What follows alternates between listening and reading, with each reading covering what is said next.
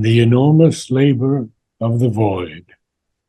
And the void here is, Sri Aurobindo says, it's our conception of a void or a zero is only a conceptual sign of our mental inability to know or grasp it. So we have to understand that sense of the void. In the enormous labor of the void bears in itself some ineffable essentiality of all that is and all that can be. And since it holds in itself this essentiality and this possibility, it must also hold in itself in some way of its absoluteness, either the permanent truth or the inherent, even if latent, realizable actuality of all that is fundamental. So, to our or the world's existence. So, now we go to the next line. Perturbing with her dreams the vast routine and dead roll of a slumbering universe, the mighty prisoner struggled for release. Well, we see that this is mankind, and he's awake to the invisible to some extent. He has risen to some greatness and very much discontent also. But he is an insatiate seeker. He has all to learn. And Sri Aurobindo tells us he becomes a mind, he becomes a spirit and self, and then eventually he grows the Lord of nature. Unfortunately, he has grown in the wrong direction with nature, destroying her rather than helping her progress. And then we see these lines, a restless, hungry energy of will. This is humanity. This is the mental being. And we see that this being has compelled us to sense, to seek, and to feel. And now he begins, after that full stop, in the enormous labor of the void. What happens? Perturbing with her dreams the vast routine and dead roll of a slumbering universe, the mighty prisoner struggled for release. That is mankind, struggling for release. Now, this is very interesting. Alive with her yearning, woke the inert cell. So this inert cell has awakened because it is alive with her yearning. And in the heart, she kindled a fire of passion and need. Amid the deep calm of inanimate things arose her great voice of toil and prayer and strife.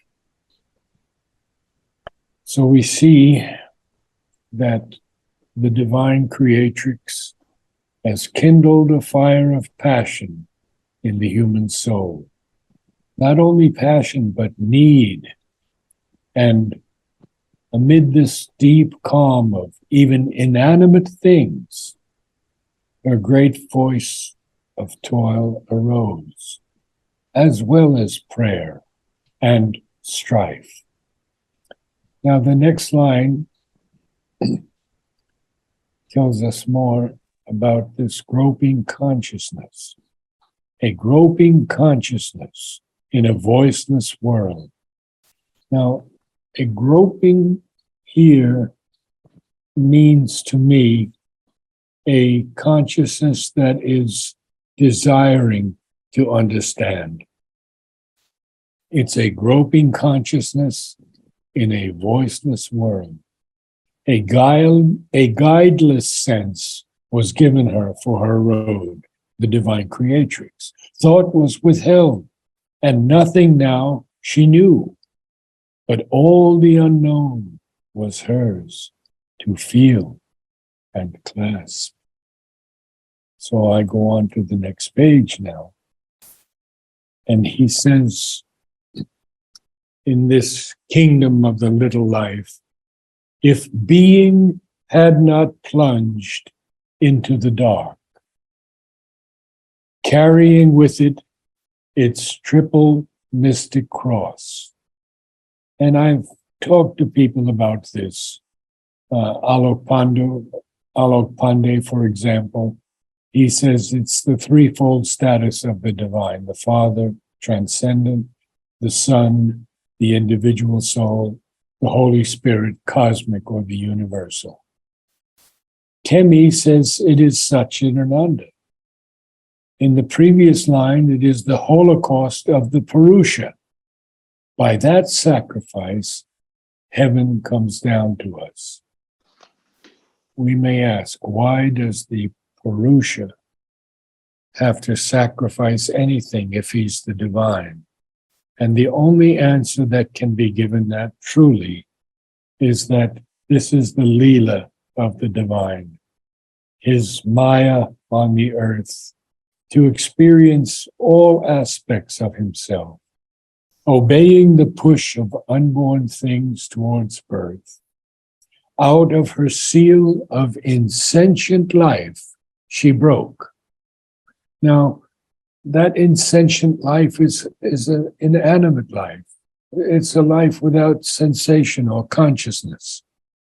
And in her substance of unthinking, mute soul strength that cannot utter what its steps divine, awoke a blind necessity to know. So we could also say this is true of nature. Nature has broken out of the seal of insentient life. She has a substance of unthinking, mute soul strength, because we know that nature does not have a mind the way man has a mind. And it cannot utter what it steps divine. The word divine here is a different word. Notice it's not capitalized. It simply means to perceive by intuition or insight. So it is, this life force is obeying the push of unborn things towards birth.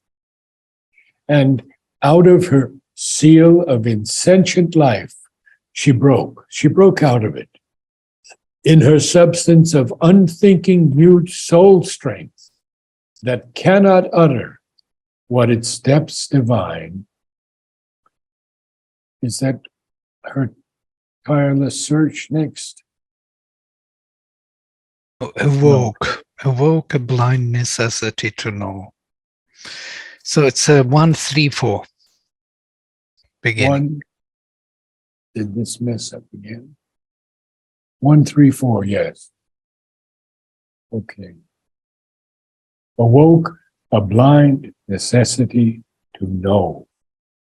To know, of course, is very critical here, that all evolution wants to know. The early man wanted to know. He was just a plunderer of animals and plants. And then he learned to know what a tool was. And he could begin to plant things, food necessities. The chain that bound her, she made her instrument. Instinct was hers, the chrysalis of truth. Well, instinct here, and the chrysalis, of course, is, it's the protected stage of development that encases the larva from which the insect emerges fully mature. So instinct was hers, the chrysalis of truth, and effort and growth and striving nescience. And effort and growth and striving nescience. Sri Aurobindo says nescience is in nature is the complete self-ignorance. So we'll move on a little bit more because this is such a great passage. Inflicting on the body desire and hope. Imposing on consciousness.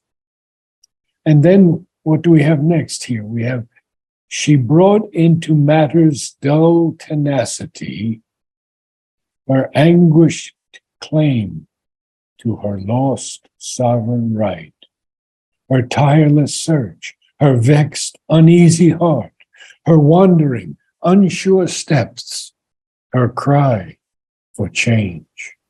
Wow. Now, let's go through some of these things, because this is very, very important. In her substance of unthinking, mute soul strength, that mute soul strength is the force we could call the animate force.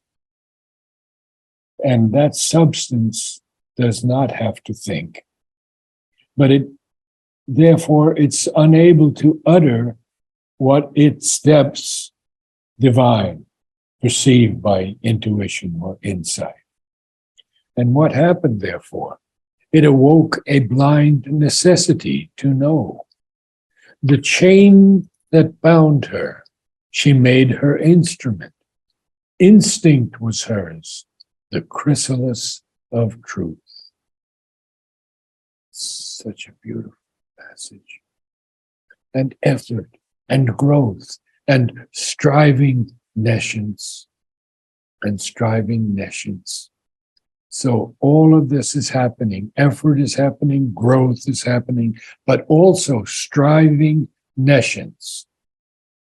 Now, the next he says, inflicting on the body desire and hope. See, the body is so tamasic, it is so dull, it is so heavy,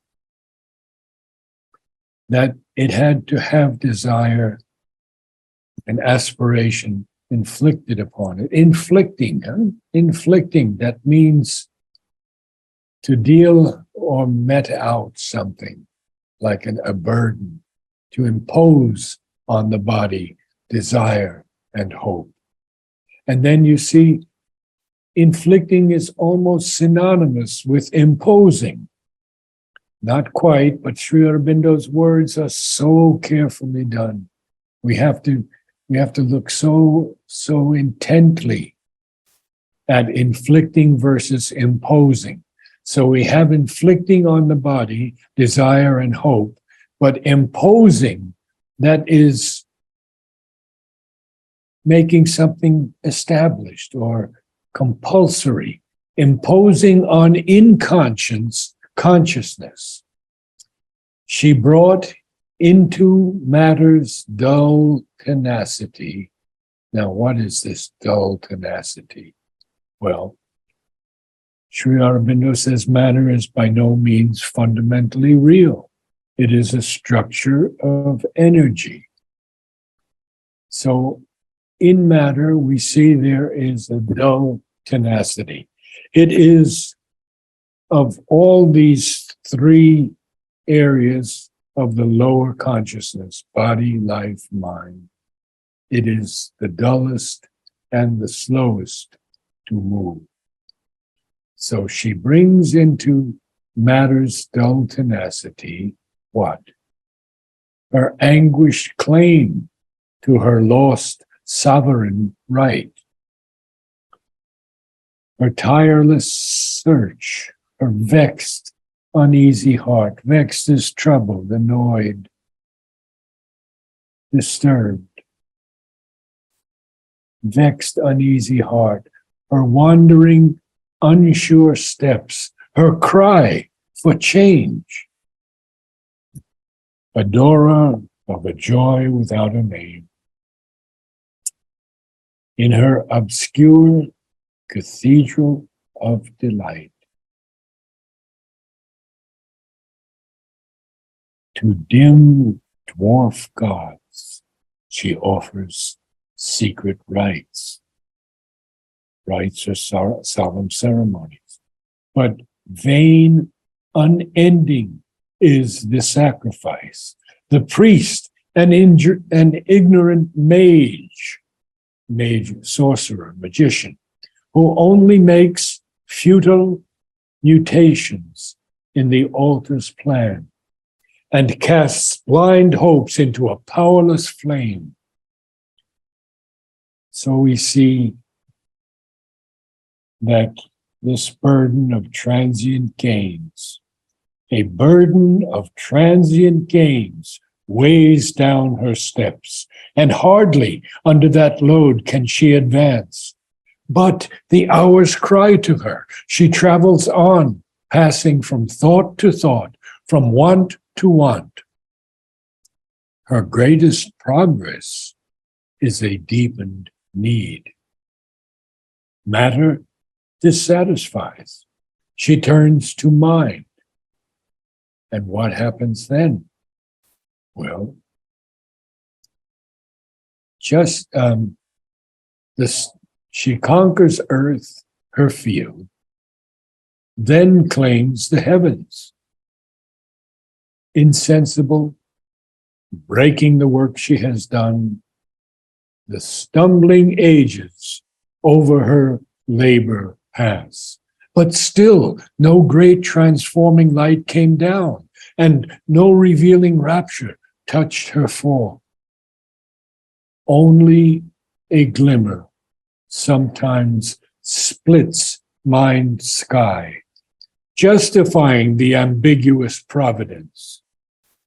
We know what ambiguous means. It's doubtful or uncertain nature.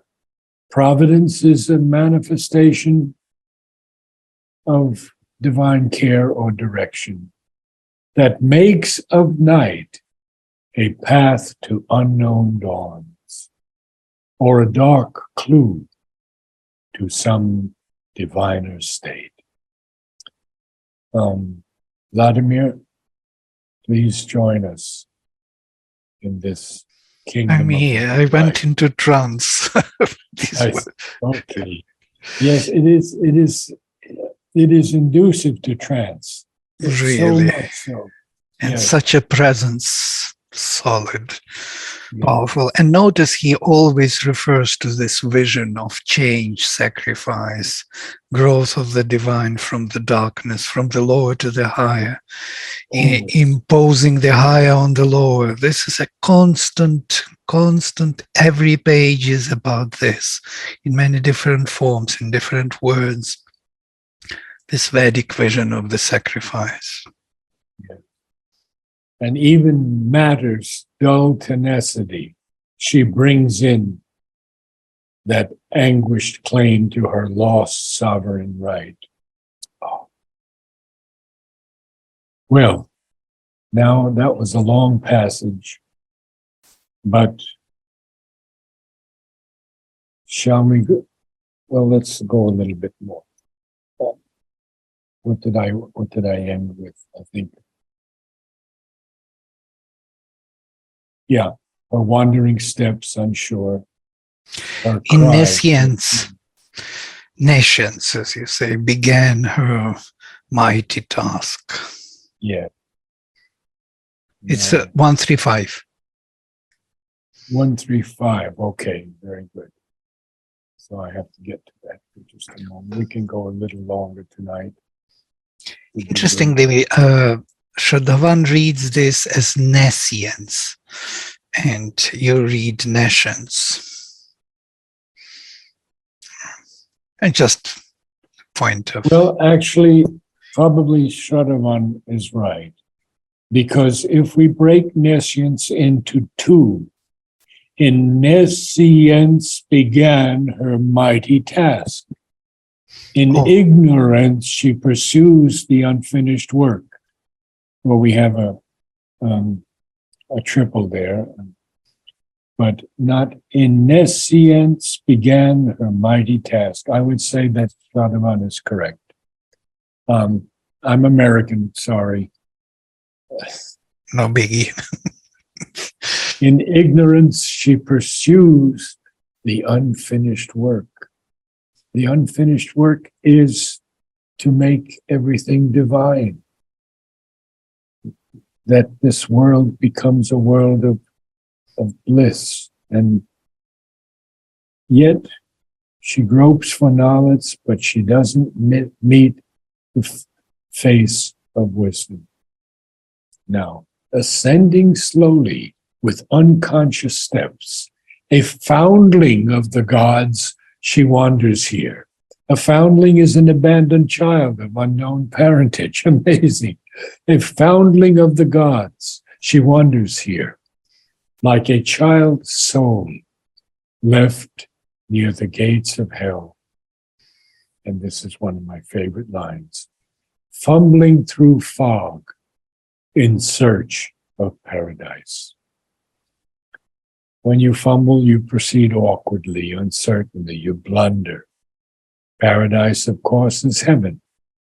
So we will end there today, and I'd like to read those couple of lines again, because ascending slowly with unconscious steps, a foundling of the gods, she wanders here, like a child soul left near the gates of hell, fumbling through fog in search of paradise. Well, could we have someone read the entire passage that we've been through today? It's a lot of work, so whoever has enough courage to do that, I welcome you. We have Falguni with us. Would you like? Falguni has such a beautiful voice. Be wonderful, yes, wonderful.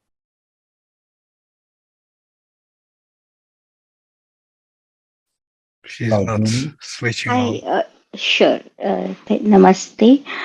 Ladamir, one request here. Can you scroll to the Sure, first I will line? scroll from the beginning from here in the enormous. In the enormous labor of the void, perturbing with her dreams the vast routine and dead roll of a slumbering universe, the mighty prisoner struggled for release. Alive with her yearning woke the inert cell.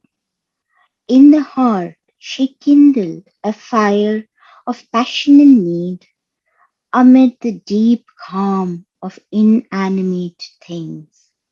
Arose her great voice of toil and prayer and strife. A groping consciousness in a voiceless word, a guideless sense was given her for her road. Thought was withheld, and nothing now she knew. Let me, can you scroll up? Yeah, thank you. But all the unknown was hers to feel and clasp, obeying the push of unborn things towards birth. Just scroll up, nothing. Out of her seal of insentient life she broke, in her substance of unthinking mute soul strength, that cannot utter what its depths divine, awoke a blind necessity to know. The chain that bound her made her instrument. Instinct was hers, the chrysalis of truth, and effort and growth and striving nescience. Inflicting on the body desire and hope, imposing on the inconscious consciousness. She brought into matter's dull tenacity her anguished claim to her lost sovereign right, her tireless search, her vexed, uneasy heart, her wandering, unsure steps, her cry for change. Adorer of a joy without a name, in her obscure cathedral of delight, to dim dwarf gods she offers secret rites. To scroll up. But vain, unending is the sacrifice. The priest, an ignorant mage who only makes futile mutations in the altar's plan and casts blind hopes into a powerless flame. A burden of transient gains weighs down her steps, and hardly under that load she advance. But the hours cry to her. She travels on, passing from thought to thought and want to want. Her greatest progress is a deepened need. Matter dissatisfies. She turns to mind. She conquers earth, her field, then claims the heavens. Insensible, breaking the work she has done, the stumbling ages over her labor pass, but still no great transforming light came down to scroll up, and no revealing rapture touched her fall, only a glimmering, only a glimmer sometimes split mind's sky, justifying the ambiguous providence that makes of night a path to unknown dawns, or a dark clue to some diviner state. Mhm. In nescience began her mighty task. In ignorance she pursues the unfinished work, for knowledge gropes but meets not wisdom's face, ascending slowly with unconscious steps. A foundling of the gods, she wanders here, like a child's soul left near the gates of hell, fumbling through fog in search of paradise. Namaste. Thank you. Thank you so much, Nalini. Does anyone have any questions? Because it's a very powerful passage that we're going through here. We will find out much more about it next week. And in this slow ascension, this life force has to follow her pace. So that will be the first line next week. Any questions from anyone? I have I had a. Yeah, go ahead. Go ahead, Vladimir. No problem. No, go ahead, please. So, we are here talking about Prakriti, right, Naradji?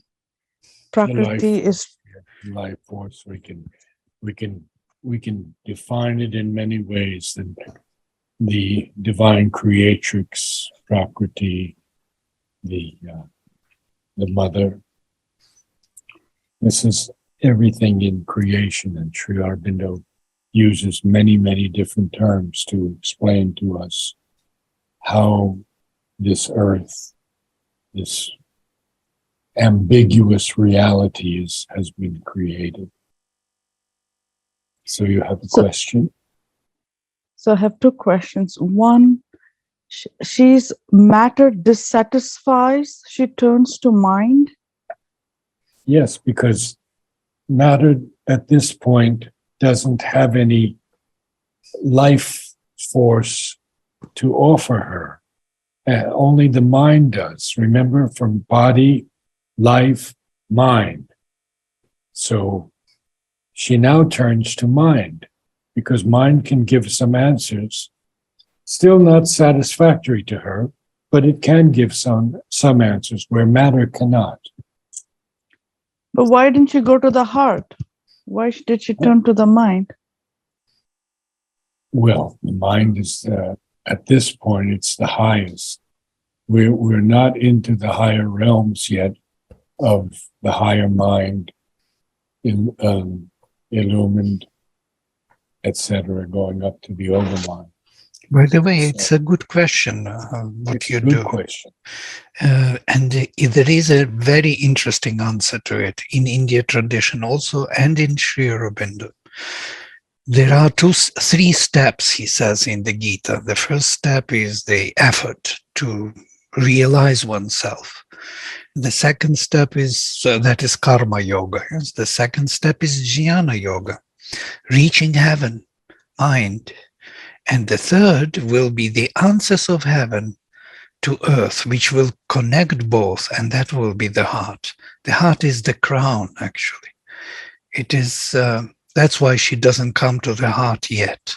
She is looking still for this connection of heaven and earth, and then she will discover heart. You will see this.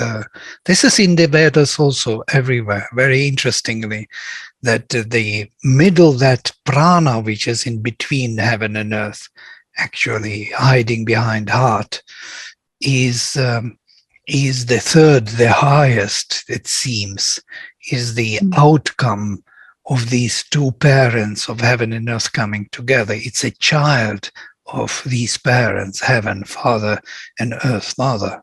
So when they come together, they produce this new formation, heart. Yes, she is herself a heart here. She is seeking its own realization through whatever mist or fog, like a child moving forward, seeking for the truth of the divine from which she came.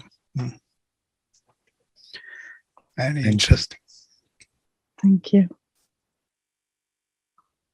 One other question was the next page, Vladimir, where it's something to do with the, like a child's soul left near the gates of hell. So, Fumbling through fog.